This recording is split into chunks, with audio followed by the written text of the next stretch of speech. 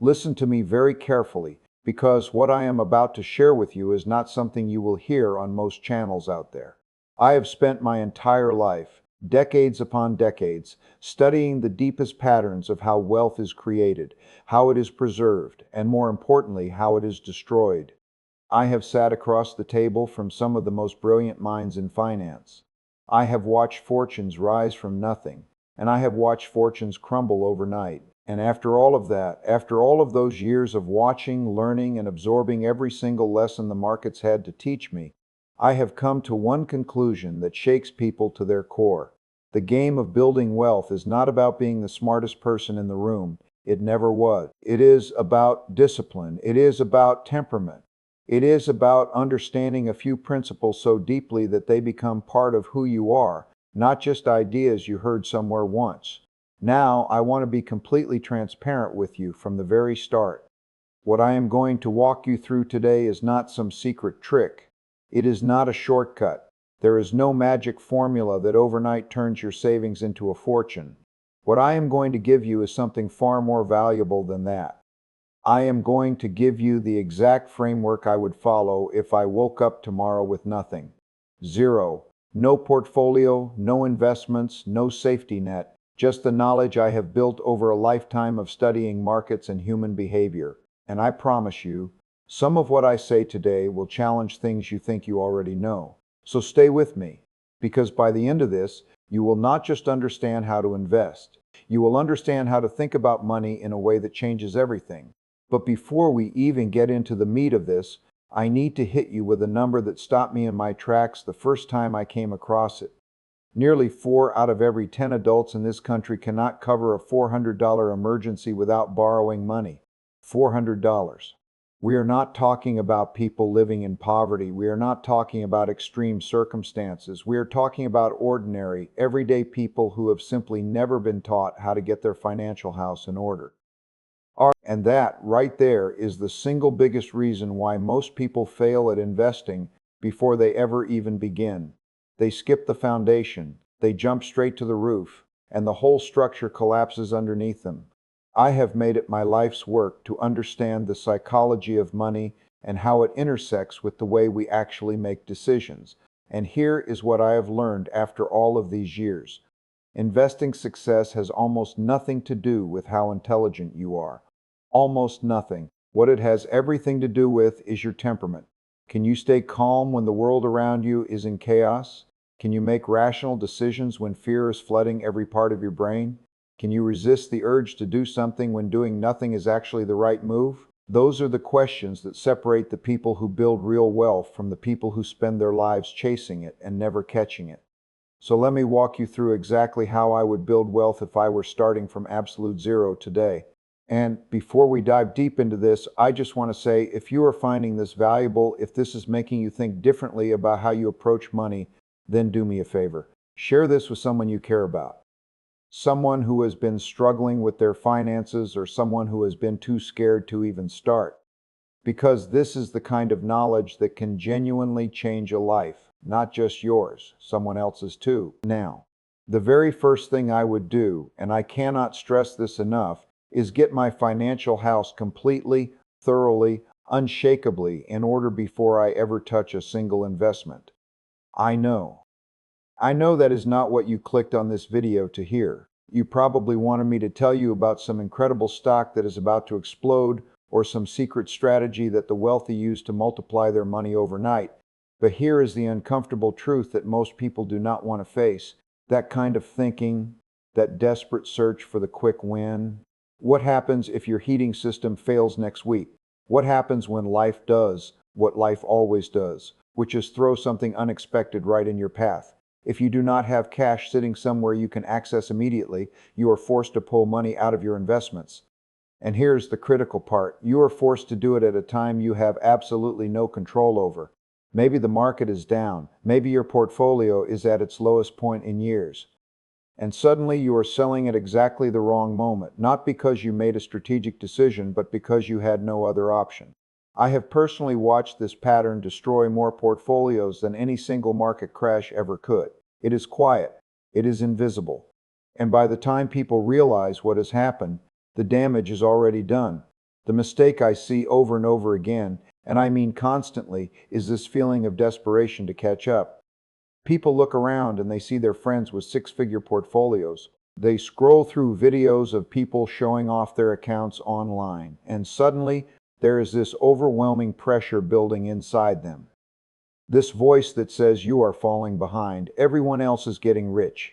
You need to act now. So they throw every single penny they have into the market, not just their spare income, their emergency savings too, everything. And you want to know what happens next? The market does exactly what markets have always done. It dips. And the moment it dips, the panic sets in. They sell. They lock in their losses permanently. And they end up in a worse position than the day they started. It is a cycle I have watched repeat itself generation after generation. So let me be absolutely clear about three things you must have locked down before you invest a single dollar. The first one is debt. I am talking about credit cards, store cards, personal loans, anything that is quietly bleeding your finances dry every single month. Because here is the mathematical reality that nobody wants to confront. Investing in the stock market while you are carrying expensive debt is like trying to fill a bathtub while the drain is wide open. You keep pouring water in, but it is draining out faster than it is coming in. Credit cards can charge you anywhere between 20 and 40% interest every single year, sometimes even higher. And over the past 100 years, the average annual return of the stock market has been somewhere around 8 to 10%. Do you see the problem? You are losing money on one side faster than you could ever possibly make it on the other. High-interest debt will always win that race, always, so clear it first, without question. The second thing is an emergency fund, and this one is non-negotiable. I want you to have at least 3 to 6 months of your essential living expenses sitting in a savings account that you can get to immediately. I understand that if you are eager to start investing, this feels like it is slowing you down. It feels like wasted time. But I promise you, this is not slowing you down. This is actually the most powerful accelerator you can put in place. Because when your emergency fund is solid, you can sleep at night. You can make clear-headed decisions. You are not operating from a place of fear. And that changes everything about how you interact with the market when you finally do start investing. The third thing is stability. You need to know with complete clarity exactly how much money you can invest every single month without putting any pressure on your ability to pay your bills, feed your family, or maintain your quality of life. Because here is what most people do not fully grasp. When your basic needs are completely covered, when your foundation is rock solid, you gain something incredibly powerful. You gain the ability to stay calm during a downturn. You gain the ability to ride out the chaos without panic. You gain the ability to let time do the heavy lifting for your money instead of letting your emotions do the heavy damage to your portfolio. So if you are right now in that phase where you are paying off debt or building up that emergency cushion, I need you to hear this. Do not view that as a delay. Do not look at it as falling behind. View it as completing the first level of your wealth building plan. Because once that foundation is truly solid, you will be ready to invest with real confidence. And more importantly, you will actually stay invested long enough to see what real wealth creation looks like. Now, the second major step I would take is to define my goals and my time horizon with absolute clarity. And this is where the vast majority of investors go wrong from the very beginning. Less than 1/3 of people who invest have any specific long-term goal in mind when they start. Less than 1/3. And honestly, that does not surprise me at all. Most people start investing because someone told them it was a smart thing to do, or they read an article, or they saw an ad, but they never actually sit down and ask themselves the fundamental question: what am I investing for? What is the actual destination I am trying to reach? They open an app, they pick a few funds that look popular. Maybe they throw some money into a stock everyone is talking about, and then they just hope. They hope it goes up. They hope for the best. And the moment something goes wrong, the moment the market pulls back even slightly, they panic and sell everything. And the whole cycle starts over again. If I were starting from scratch today, the very first question I would sit down and answer honestly is this: what do I actually want my money to do for me? Am I trying to retire early and never have to work for someone else again? Am I building toward buying a home, Am I creating the kind of financial freedom that lets me travel, spend time with the people I love, and live on my own terms? Because your answer to that question dictates everything that comes after it. The type of account you open, the level of risk you take on, the way you handle the inevitable storms that come with investing. All of it flows from your goals. If you do not have goals, you do not have a plan. And if you do not have a plan, you are just guessing. Let me break this down in a way that actually matters in practice, because this is exactly where people get tripped up. If you need money within the next 5 years, whether that is for a house deposit, a wedding, a major life event, keep that money in cash. I know that might feel counterintuitive. I know investments tend to outperform savings over the long run. But in the short term, the volatility can be brutal, and you simply cannot afford to watch your house deposit get cut in half right at the moment you need it the most. Keep short-term money safe. That is not fear. That is just common sense. However, if we are talking about money you will not need for 5 years or longer, invest it. Put it to work. Because the longer your money stays invested, the more those short-term dips and swings start to even themselves out, and the higher your chances become of building the kind of wealth that actually changes your life. I want you to really sit with this concept for a moment. The difference between money that is invested over a long period of time and money that is just sitting in a savings account is staggering. It is not a small difference. It is not marginal. Over 5 years alone, invested money can nearly double while cash barely moves. And when you stretch that out over 10 years, 20 years, 30 years, the gap becomes almost incomprehensible. That is the power of time in the market, and it is available to every single one of you watching this right now. Now I want to pause here for just a second, because I know this topic runs incredibly deep. The interplay between how you allocate your assets, how you manage taxes, and the psychology of staying disciplined through uncertainty, it is a vast landscape. It takes time to truly absorb. But I want you to know something. Understanding this stuff is absolutely worth every minute you invest in it, because the difference between someone who truly gets it and someone who does not is the difference between retiring in comfort and working until your body will not let you anymore. That is the stakes we are playing with here. All right. The third step I would take is choosing the right type of investment account for my situation. And this is the exact point where most beginners get completely stuck. There are so many different account types out there, so many options, so many rules, that it becomes overwhelming before you even start. And what happens? Analysis paralysis. You start researching one account type, then another, then another. You spend hours scrolling through information, and before you know it, you have learned a lot, but you have done absolutely nothing. You have not opened a single account. You have not invested a single dollar. And weeks turn into months, and months turn into years, and the clock keeps ticking. I completely understand why this happens. From the outside, investing looks extraordinarily complicated. It looks like something you need a degree in finance to even attempt. But here is the reality that nobody ever seems to tell beginners. Once you have laid your financial foundation and you are crystal clear on what you are investing for, the next step is surprisingly, almost shockingly simple. Open an account. Put money in it. That is it. You do not need a finance degree. You do not need connections on Wall Street. You just need to take that first small step.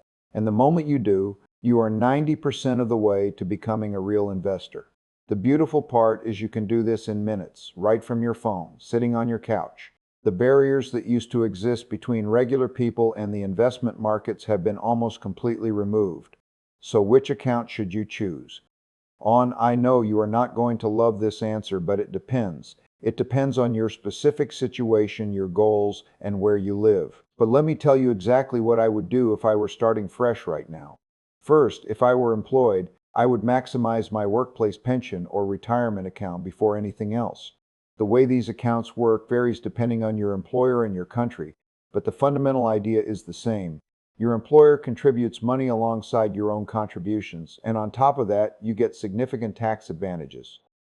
Now, if your employer is matching your contributions dollar for dollar, you absolutely must take advantage of that. That is free money. It is sitting right there on the table, and walking away from it is one of the most costly financial mistakes a person can make. The only real downside is that you typically cannot access that money until you reach retirement age. So if you have shorter-term goals beyond what the employer match covers, this might not be where all your money should go. If you are self-employed, which more and more people are these days, look into a private retirement account. You will still get the tax efficiency. But the difference is there is no employer putting money in alongside you. You are building it entirely on your own, which means you need to be even more disciplined about putting money in consistently, month after month, without exception. Beyond that, I would open what is called a tax-advantaged investment account. And I want you to really understand why this matters so much, because most people completely underestimate it. Normally, when your investments make money, whether through dividends, interest, or selling something for a gain, the government takes a cut. They tax those profits. But when you invest inside a tax-advantaged account, that growth stays entirely yours. You do not pay tax on the profits, and over decades, that difference is not small. It is massive. We are talking about potentially tens of thousands, even hundreds of thousands of dollars in extra wealth over a lifetime, simply because you put your money in the right type of container.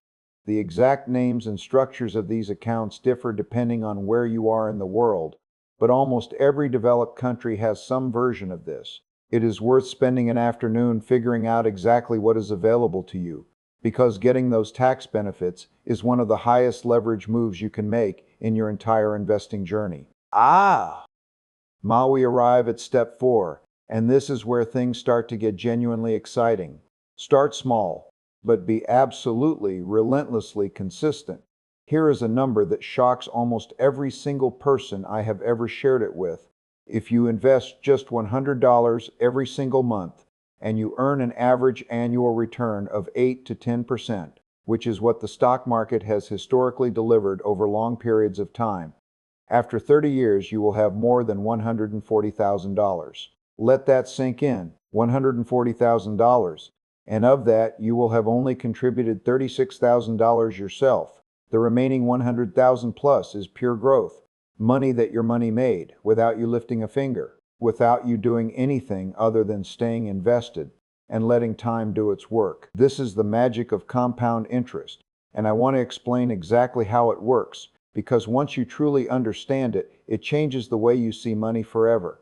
Imagine you invest $100 and it grows by 8% in the first year. At the end of that year, you have $108. Simple enough, but here is where it gets extraordinary. In the second year, that $108 grows by another 8%. And now you are earning returns not just on your original $100, but also on the $8 of growth from the first year. Your money is now making money on its own money, and then you repeat that process year after year, decade after decade. The growth compounds on itself. It builds on itself. It snowballs. The curve gets steeper and steeper as time goes on. The first few years might feel slow. They might feel like nothing is happening. But then one day you look at your account and you realize your investments are growing by more in a single year than you are actually putting in. That is the moment compound interest has truly taken hold. And once it kicks in at that level, it becomes an almost unstoppable force. Someone once asked me what the single most important factor in building wealth is, and my answer was simple. Time, not intelligence, not connections, not even capital. Time, because compound interest rewards patience above all else. The longer you stay in, the more powerful it becomes. Einstein allegedly called compound interest the eighth wonder of the world. And honestly, I think even that undersells it. But here is the painful truth. Most people never experience that snowball effect because they never get past the starting line. They are paralyzed. They are afraid of making the wrong move. Surveys consistently show that a huge percentage of people who have never invested cite a lack of knowledge as the main reason they have not started. And almost as many say they are simply scared of losing money. And if that is where you are right now, I want you to know that I understand completely. The stock market can feel like this enormous, intimidating machine full of jargon and complexity that seems specifically designed to keep ordinary people out. But here is what I have learned after decades of watching how markets actually work. If you start small, if you stay consistent, And if you follow the principles I am laying out for you today, the odds of you actually losing money over the long run become remarkably, almost vanishingly small. So do not let fear be the thing that keeps you from starting. Which brings us to step 5, and this one might be the most important concept in the entire framework. Diversification. Imagine one of your goals this year is to eat healthier, to build a more balanced diet. Would you fill your plate with nothing but pasta? Would you eat only chicken breast at every single meal? Of course not. You would mix it up. You would include different proteins, different vegetables, different grains, different fruits, because your body needs a variety of nutrients to function at its best. And if you only ate one type of food, no matter how good that one food might be, you would eventually become deficient in everything else. You would feel sluggish. You would feel unstable. You would struggle to perform. Investing works in almost exactly the same way. If your entire portfolio is made up of one type of investment, let us say technology stocks or cryptocurrency, it might look incredible on paper when that sector is booming, but it is not balanced, it is fragile. And when that one sector takes a serious hit, and sooner or later every sector takes a hit, your entire financial plan can be thrown completely off course. That is where diversification comes in. It is the financial equivalent of eating a balanced, nutritious meal.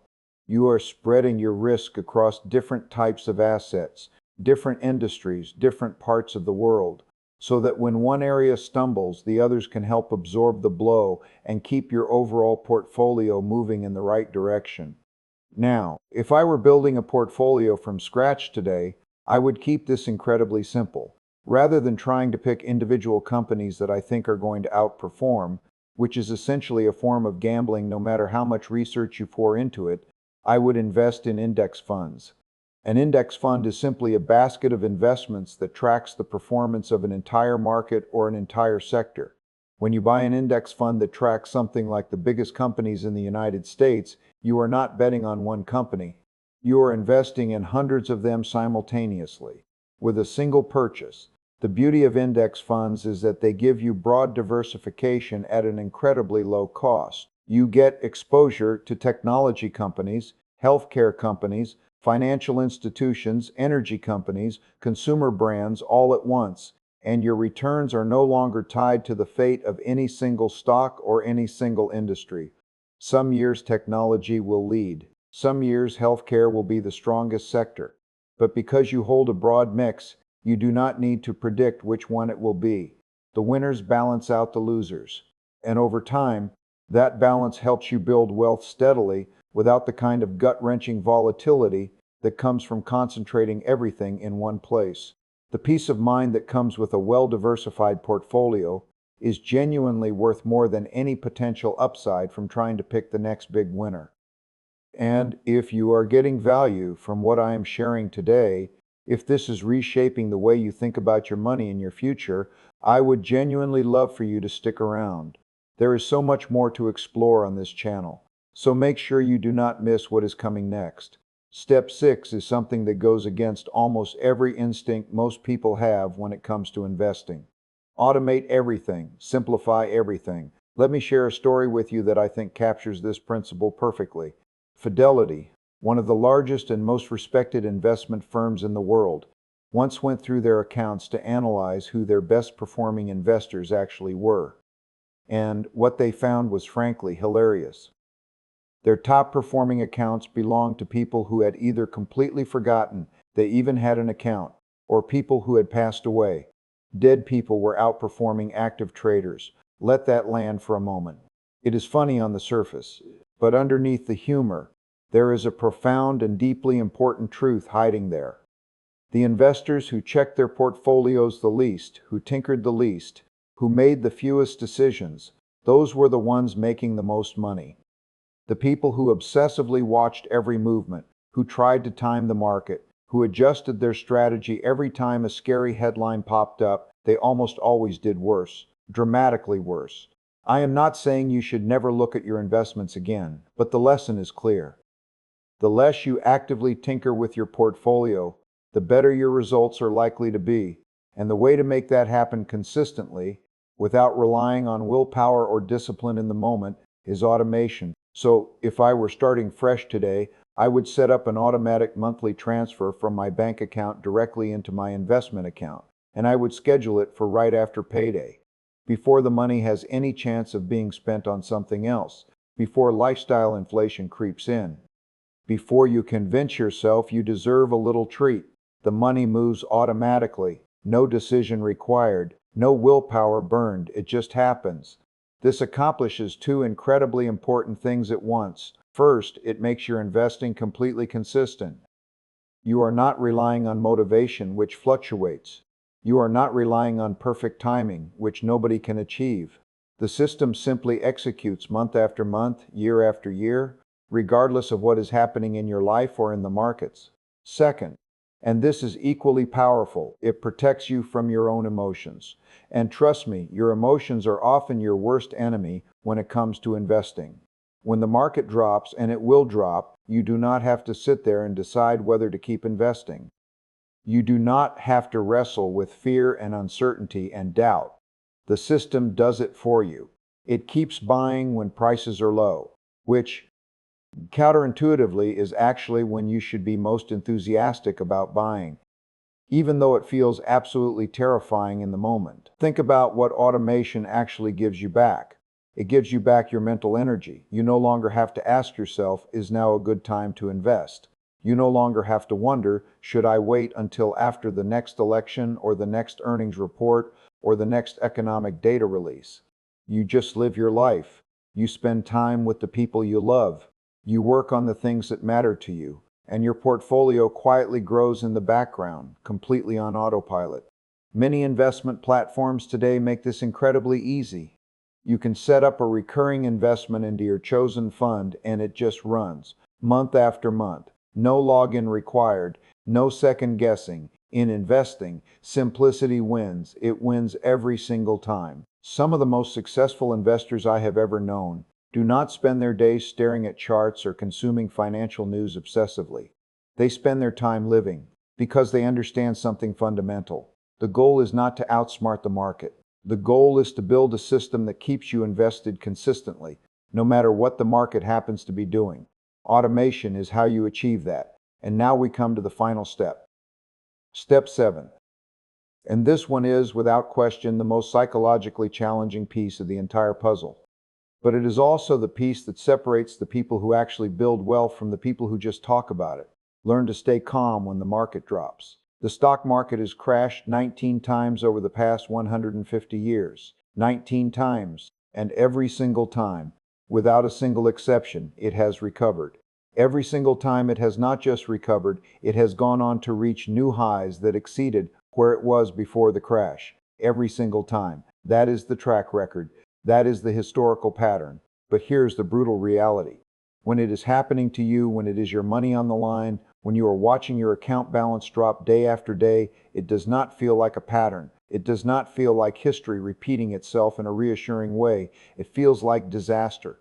It feels like you have made the biggest mistake of your life. And your brain, your amygdala, the part of your brain that is designed to protect you from danger, it floods your system with fear. And that fear is incredibly powerful. It is almost impossible to fight in the moment. I want you to look at the big picture for a moment. Over more than a century of stock market history, we have seen the Great Depression, we have seen the dot-com bubble burst, we have seen the global financial crisis, we have seen the COVID crash. Some of these events wiped out more than half the value of the entire market. Can you imagine that? Watching your portfolio lose more than half its value. The psychological pain of that is almost unbearable. But look at what happened after each one of those devastating crashes. The market bounced back, every single time. The COVID crash recovered in just 4 months, the fastest recovery in recorded history. Though I guarantee you, for the investors living through it in real time, watching their accounts bleed red every single day, it felt like it was going to last forever. And even after the Great Depression, the worst crash in recorded history, the one that destroyed countless fortunes and became synonymous with financial catastrophe, the investors who had the discipline to stay invested, who did not sell, who held on through the absolute worst of it, those investors eventually saw their portfolios not just recover, but grow many times over their original value. When you zoom out and look at the full sweep of market history, those terrifying crashes start to look like tiny speed bumps on a long, steady climb upward, small dips on an overwhelmingly positive trajectory. But when you are in the middle of one, when every news outlet is screaming about doom and your phone is showing you nothing but red, it is almost impossible to see it that way. And this is exactly where most people make the most costly mistakes of their investing lives. They panic, they sell at the bottom, they lock in their losses permanently, and then they watch from the sidelines as the market recovers.